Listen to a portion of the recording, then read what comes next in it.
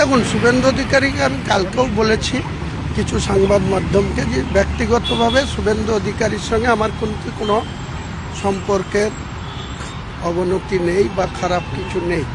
একজন আন্তঃপ্রান্ত রাজনীতিবিদ শুভেন্দু অধিকারী, তিনি বাংলার রাজনীতিতে অনেক উল্লেখযোগ্য ভূমিকা বিগত দিনেও ছিলেন, এখনও আছেন, ভবিষ্যতেও হয়তো থাকবেন। তা নিয়ে আমার কোনো আপত্তি নেই, কিন্তু ওনাকে সাবধানতা অবলম্বন করতে হবে। একসময় উনি বলেছিলেন যে উনি হিন্দুদের বিধায়ক, উনি কোনো মুসলিমদের, উনি নেতা, ভারতবর্ষের আদরণীয় প্রধানমন্ত্রীজি বলেছিলেন সবকা সাথ সবকা বিকাশ।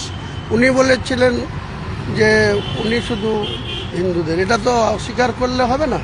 আজকে যদি তিনার বোধগম্য হয়ে থাকে যে রাষ্ট্রবাদী মুসলমানদের তিনি শত্রুতা করবেন না, তাহলে আমিও তিনার কোনো শত্রুতা করব না। কিন্তু যদি মুসলমানকে উনি অল আউট আক্রমণ করেছিলেন, আমি তৃণমূলের কোনো নেতা সেটা নিয়ে কোনো প্রতিক্রিয়া দেননি, কিন্তু আমি তার পাল্টা বলেছিলাম।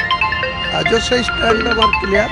উনি যদি ব্যক্তিগতভাবে মুসলিম সম্প্রদায়কে আক্রমণ না করেন, আমিও ওনাকে কোনো মতেই ব্যক্তিগত আক্রমণে যাব না, এটা পরিষ্কার।